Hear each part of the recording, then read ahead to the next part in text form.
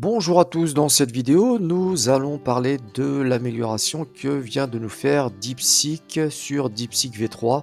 Donc DeepSeek V3.0324 appelé bien sûr DeepSeek V3.1. Donc concernant cette variante, ce n'est pas une nouvelle variante de DeepSeek R1, en fait c'est une nouvelle version de DeepSeek V3, leur modèle à usage général non axé sur le raisonnement. Donc ce nouveau modèle est une mise à niveau par rapport au V3 original, comme ils l'ont fait avec DeepSeek V2.5.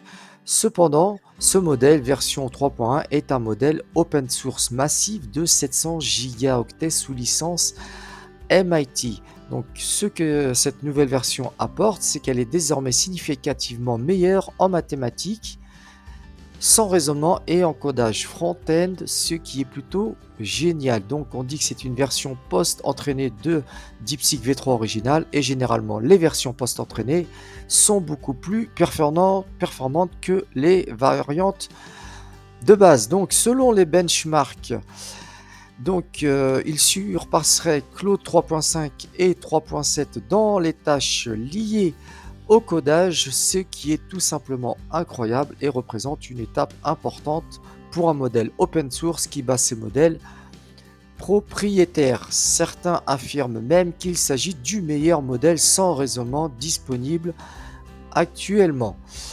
Alors donc là on peut le voir, donc ici on a bien DeepSeek V3.1, donc c'est V3.024. Donc au niveau de ce benchmark, donc il dépasse largement V3 et Qwen Max. Donc il frôle aussi GPT 4.5 au niveau des mathématiques, et il est meilleur que tous au niveau d'AIM 2024, il est meilleur, et ils disent au niveau aussi de Live Code Bench, il est aussi meilleur. Donc au niveau d'autres tests, donc on peut voir sur Twitter aussi. Donc là ils disent qu'il s'agit du meilleur langage de modèle de codage non réfléchi après Claude 3.5 Sonnet. Donc on peut voir sur le graphique, vous voyez, donc ici il y a Claude 3.7 Sonnet, donc ça suite à différents tests de codage, Claude 3.5 Sonnet, et tout de suite après vous avez DeepSeek V3.0324, on va dire V3. Point 1, on peut voir aussi sur Twitter une personne qui a fait différents tests, qui a fait une comparaison donc en effectuant un programme entre DeepSeek V3.1 et DeepSeek R1, et vous voyez le résultat, c'est pour afficher donc des petites cartes avec la météo. Nous, ce que nous allons faire, nous allons aussi faire différents tests à une comparaison entre DeepSeek V3.1 et DeepSeek R1. Alors, pour tester DeepSeek V3.1, on peut le tester bien sûr sur Hugging Face. On peut aussi le tester sur OpenRouter, d'accord? Avec le chat, vous pouvez aussi faire vos tests à ce niveau. Ils ne l'ont toujours pas mis au niveau d'Olama, et nous, bien sûr, nous allons faire le test sur leur plateforme. Alors, afin de comparer donc au niveau de la création d'une page HTML et JavaScript, voici le prompt que je lui ai collé. Donc au niveau de DeepSeek V3.1, bien sûr, il ne faut que surtout pas que DeepSeek R1 soit cliqué ici. Donc qui me crée un fichier HTML CSS pour générer un jeu de memory interactif. En fait, donc ce prompt... et en fait, c'est la génération d'un jeu de logique. En fait, ça va à la fois manipuler le DOM, et il y aura bien sûr des gestions d'état, c'est-à-dire des cartes retournées, des paires trouvées et autres, une création d'animation CSS, une implémentation de fonctionnalités interactives et un design responsive. Alors, si on regarde ce que c'est donc une grille de 16 cartes, 8 paires d'images ou de symboles différents. Les cartes doivent être mélangées aléatoirement au début de chaque partie. Animation pour les cartes, animation de retournement quand une carte est cliquée, animation de disparition quand une paire est trouvée, animation de secousse quand une paire ne correspond pas. Donc fonctionnalité de jeu, donc compteur de coups, minuteur, bouton pour recommencer la partie, style et design, utiliser un thème de couleur cohérent, par exemple ton bleu, rendre le jeu responsive pour s'adapter aux différentes tailles d'images, ajouter des effets hover sur les cartes et les boutons, et si le temps le permet, ajouter un système de score basé sur le temps et de nombre de coups. Implémentation différents niveaux de difficulté, et de fournir tout le code HTML, CSS et JavaScript dans un seul fichier. Le code doit être bien commenté et structuré. Alors, je vais copier le même prompt pour DeepSeek-R1. Donc, bien sûr, vous cliquez ici DeepSeek-R1. Je vais le lancer. Lui va mettre bien sûr plus de temps car il résonne. Je lance DeepSeek V3.1 directement. On va voir que lui va directement travailler alors que celui-ci est toujours en train de réfléchir. Alors, ce prompt, je l'ai réalisé donc bien sûr hein, grâce à ChatGPT.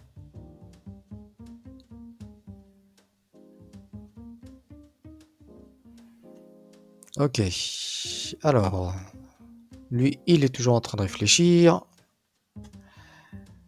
Ensuite, au niveau de DeepSeek V3.1, donc pareil, lui, il a commencé à saisir son code. D'accord. Alors, lui aussi, il a commencé à saisir son code. Mais je pense que ça va être DeepSeek-R1 qui va terminer plus tôt. Alors, on voit directement au niveau que du V3.1, il a commencé à nous rajouter donc des petits icônes, d'accord?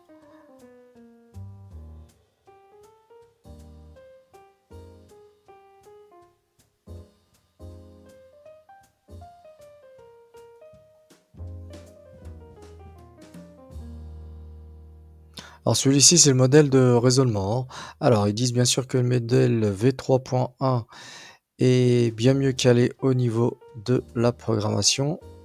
Voilà, celui-ci a terminé. Donc, il nous explique, il reprend exactement le prompt que je lui ai donné. Celui-ci, il est toujours en train de travailler. Alors, on va faire un run HTML, bien sûr. Voilà. Alors, le jeu de la mémoire. Donc, on clique une fois sur le lapin. Qu'est-ce qu'on a ici? Donc, c'est pas bon. Je clique là-dessus, c'est pas bon. Alors, deux coups, très bien. Je clique là-dessus, c'est pas bon non plus. Là-dessus, est-ce qu'on l'a eu quelque part? Non plus. Donc là, on est en mode facile, hein. Mode normal. Ok, je crois que lui, je l'ai vu par là. Non, non plus. Non plus. Alors lui, je crois que je l'ai vu par là. Ok, bah décidément, je suis pas aussi bon que ça. Je suis nul. Ok, d'accord. Donc, hop, on en est là. On en est là. Ok, on va voir déjà si lui, il a terminé ou non.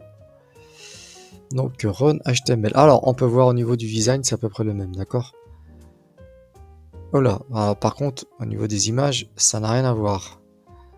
D'accord? Et vous voyez là, c'est vraiment pas terrible, c'est pas exceptionnel. Je préfère largement ce que m'a donné DeepSeek V3.1, d'accord? Voilà, donc on peut s'apercevoir. Alors, si on continue au niveau de la... On va pas... Hop, ok, on va partir en mode facile, ok.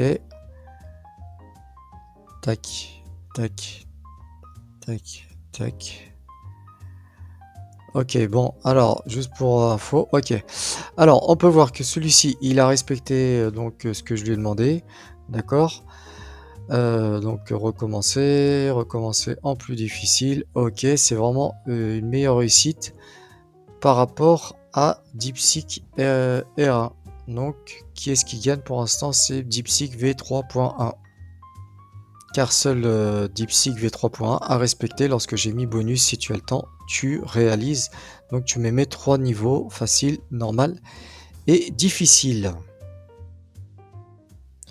Alors, ce test concerne une question de logique. Donc, utilisez les chiffres de 0 à 9 pour former trois nombres x, y, z de sorte que x plus y égale z. C'est-à-dire qu'en fait, vous allez retrouver les chiffres 0, 1, 2, 3, 4, 5, 6, 7, 8, 9 ici dans cette formule, vous voyez.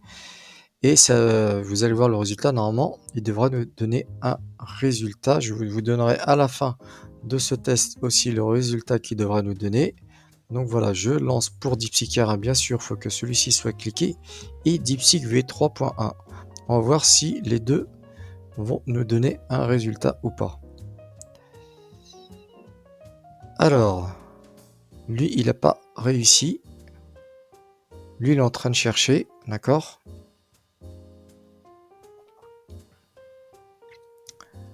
Alors, les chiffres utilisés sont 0, 1, 2, 3. Non, parce que je ne vois pas le 0. Vous voyez, on ne voit pas le 0 ici. Et ça ne respecte pas ce que je lui ai demandé. Lui, il est toujours en train de travailler.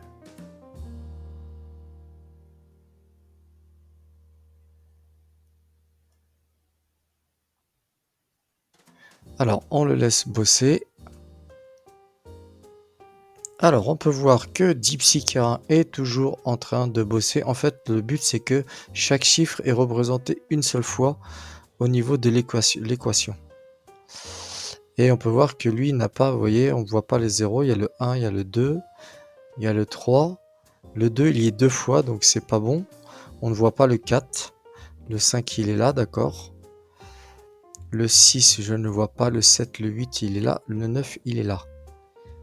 Donc là, on a deux fois le nombre 2, ce qui est faux. Et le nombre 8 est deux fois, donc ce qui est aussi faux.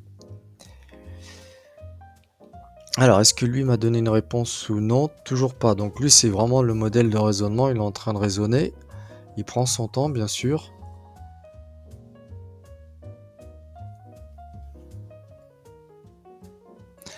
Alors, DeepSeek-R1 est toujours en train de réfléchir, d'accord?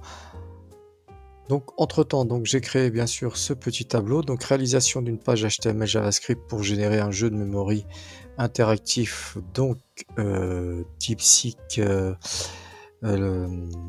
pardon, DeepSeek V3.1 a réussi le test. Donc, gagnant DeepSeek V3.1 par rapport à DeepSeek R1.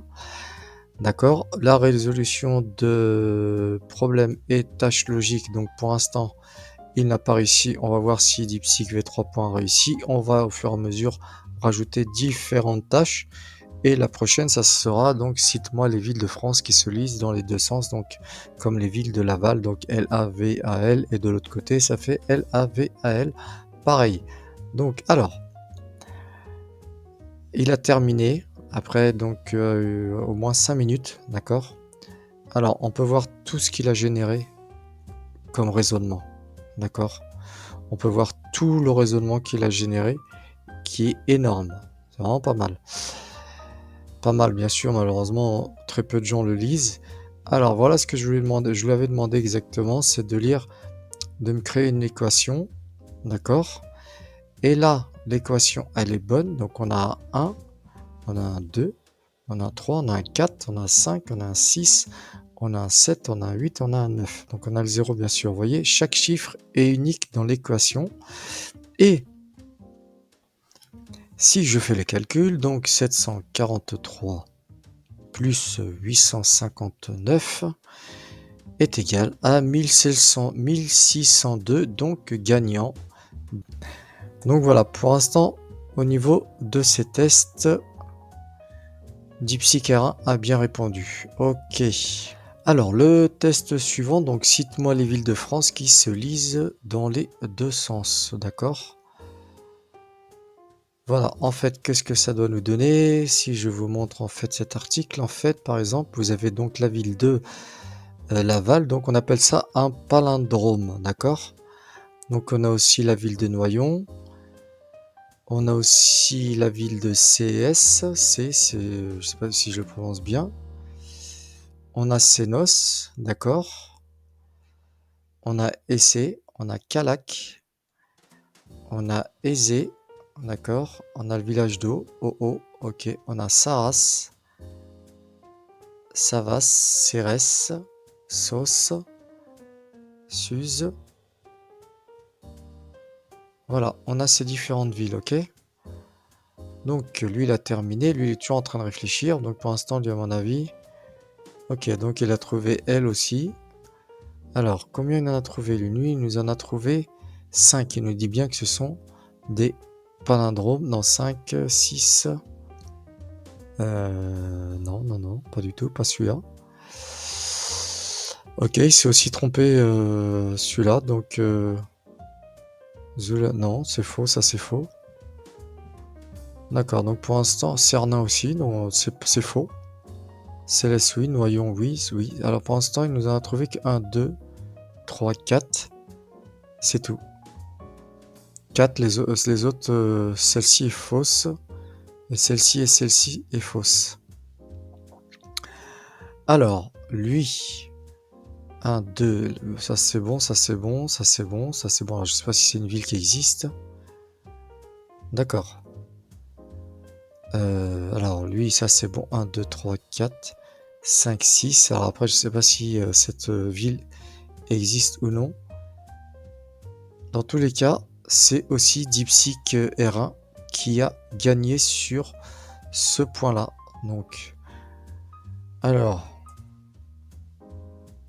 tac, tac, et hop, voilà pour ces tests. On va donc exécuter d'autres tests. Alors, donc, voici la suite. C'est donc une logique de suite de chiffres. Alors, je ne sais pas si vous avez déjà joué à ce jeu-là. Donc, en fait, vous lui dites trouve la suite. Donc là, on a un 1. Qu'est-ce qu'on a ici? On a un 1. Donc, en dessous, vous mettez un 1. Qu'est-ce qu'on a ici? On a 2 1. Donc, vous mettez 2 1. Donc, on a un 2 et on a un 1. Et ici, qu'est-ce qu'on a? On a un 1, un 2 et 2 1. Donc, normalement, la suite devrait être 3 1, 2 2 et 1 1. Donc là, hop, on lui lance la réflexion. Voir quel est le plus intelligent des deux. Donc, lui, c'est que c'est la suite de Conway. Suite des nombres parlés. D'accord, donc lui, il a compris. Lui, par contre, il met plus de temps à réfléchir. Donc, on voit que celui-ci est déjà plus rapide. Donc, ce qui voudrait dire que normalement... En plus, je me suis trompé. Attendez, attendez. Non, normalement, c'est 3-1, c'est ça? Voilà, 3-1, 2-2 et 1-1. Voilà, 3-1, donc c'est bon. Ok, donc celui-ci, c'est bon. Donc, il a réussi. Et lui, est-ce qu'il a réussi?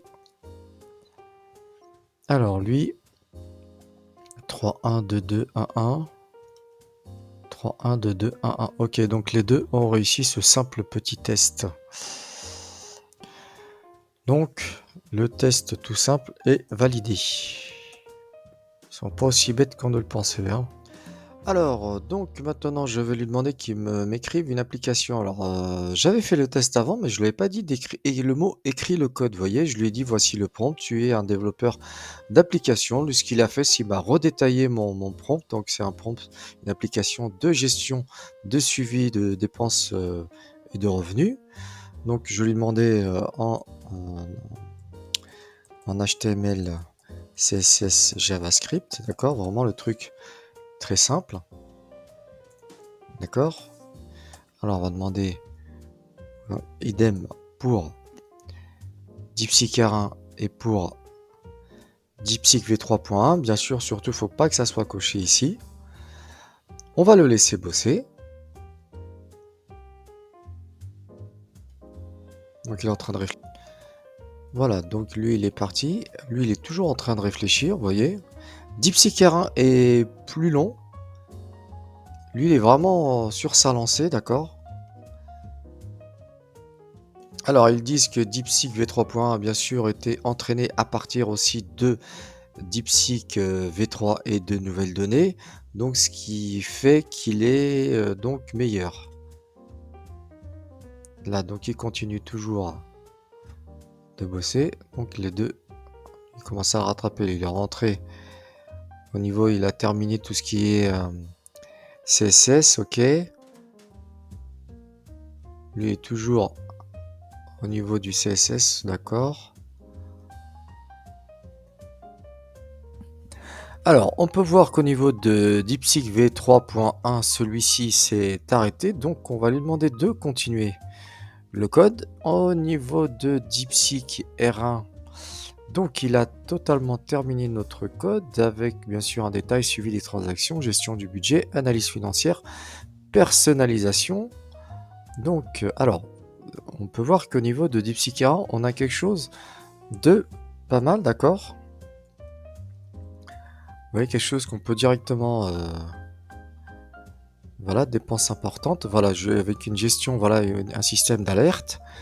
Vous voyez, c'est ça c'est pas mal. Donc, enregistrer. Ok, alors est-ce qu'on peut supprimer donc des transactions? Non, pas du tout. Ok. Alors, Là, on peut voir, bon, ça n'a pas l'air de fonctionner énormément. Alors, ajouter une catégorie, donc autre, ajouter la catégorie. Est-ce que celle-ci va s'afficher ici? Très bien. Un budget mensuel, on va dire, on va partir, aller sur, voilà, définir le budget. Très bien. Alors, donc, définir le budget. Ok, on n'a pas plus d'informations là-dessus. Ok, donc pour l'instant, c'est ce qu'il nous a fait. C'est au niveau présentation, c'était joli, mais fonctionnalité, c'est pas ça encore. Donc, transport, on va dire, hop, 35 euros. On peut voir ici, on n'a pas la fonction revenus et dépenses qui fonctionne. On a simplement les dépenses qui s'affichent. Très bien. Alors, ensuite, celui-ci, il a terminé. On va voir, donc, fonctionnalité. Il reprend un peu le même détail que DeepSeek-R1, d'accord? Ah, Run HTML, très bien.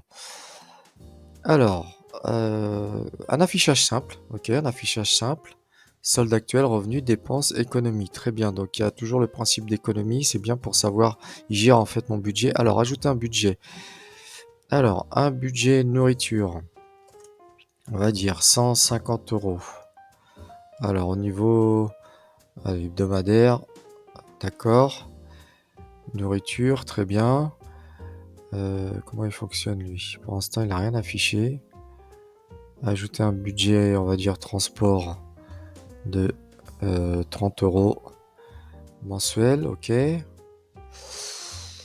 Très bien. Ajouter une catégorie. Alors, logement, on va dire 1000 euros mensuel. Ok, alors pour l'instant, on n'a que l'affichage.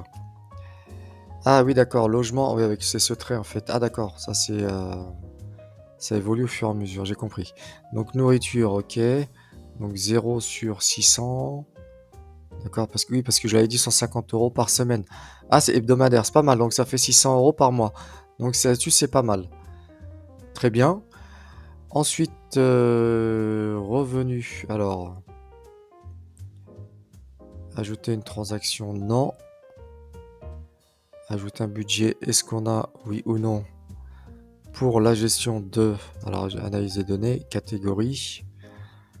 Donc on a nos différentes catégories. Donc c'est ça en fait que je voudrais, la gestion de mon revenu que je ne vois pas sur mon application. Transaction. Alors si on lui dit, voilà, type de dépense, voilà, revenu. Alors on va dire 2000 euros, ok. C'est un peu bizarre leur truc, d'accord. Ok, catégorie, on aurait dû rajouter une catégorie. Bien, pour l'instant on va partir là-dessus.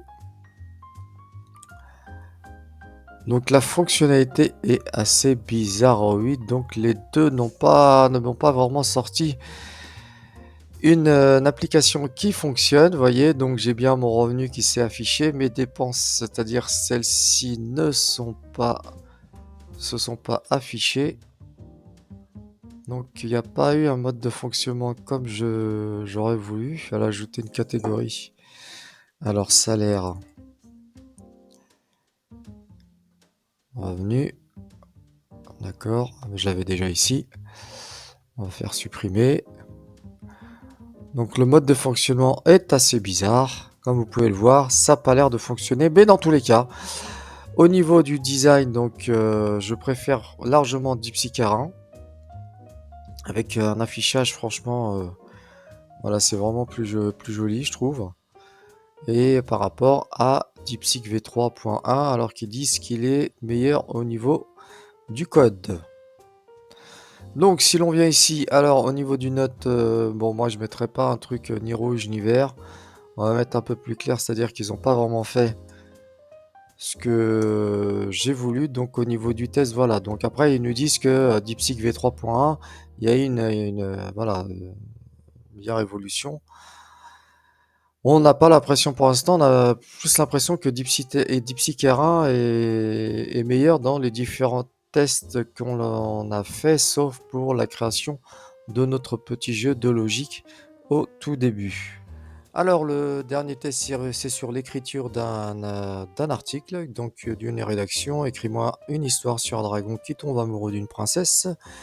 Nous sommes dans une ville futuriste, style cyberpunk, d'accord? Donc je demande ça à DeepSeek R1 et je demande cela aussi à DeepSeek V3.1.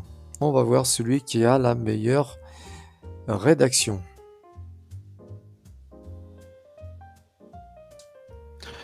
Alors le résultat est le suivant. Donc au niveau de DeepSeek V3.1, donc alors titre Cœur de dragon dans la cité des néons. Donc dans une méga, je vais pas tout vous lire, mais on peut regarder donc, déjà la longueur donc comment dire, de notre histoire que DeepSeek V3.1 nous a raconté et la longueur. Celui-ci, vous avez toujours le mode réflexion, d'accord? Donc, et la longueur donc, de notre histoire, donc mieux détaillé, chapitre 1, vous voyez la cité des échos numériques. Donc, il nous explique un peu là où on est, une mégapole, les gratte-ciel et autres. Donc, ça, il décrit un peu le milieu cyberpunk, on va dire. Donc avec le nom du dragon, donc chapitre 2, l'étincelle dans le circuit, les ombres de la mégapole. Donc là vraiment différents chapitres et à la fin donc un épilogue. Donc moi le gagnant, je trouve le gagnant est DeepSeek R1, d'accord? Donc ici au niveau de la rédaction d'une histoire, d'accord? Donc en fait c'est différents tests que vous pouvez faire à chaque fois pour comparer en fait différents LLM à chaque fois vous aussi bien que sur du code, la rédaction d'articles de blog, la rédaction de d'histoire ou autre et voilà de pages web au niveau des mathématiques comme on a fait. Donc voilà, donc alors on mettra donc le gagnant ici, là on mettra bon entre guillemets il nous a sorti une histoire. Voilà, donc le gagnant, moi je mettrais gagnant, donc toujours DeepSeek R1 face à DeepSeek V3.1, alors qu'il disait, bon voilà, il y a eu une très grande, une nette amélioration par rapport à DeepSeek V3. Alors n'hésitez pas à me dire en commentaire ce que vous pensez de DeepSeek V3.1, si ici il est nettement meilleur que DeepSeek V3 ou bien DeepSeek R1. Et est-ce que vous êtes d'accord ou non qui disent qu'il est meilleur par rapport à Claude Sonnet 3.7 au niveau donc du codage? Pour moi, j'ai pas trop l'impression, hein, car Claude 3.7 Sonnet est énormément utilisé au niveau des différents agents IDE et les gens sont pleinement satisfaits. N'hésitez pas à liker, à vous abonner et laisser un commentaire. Je vous dis à bientôt.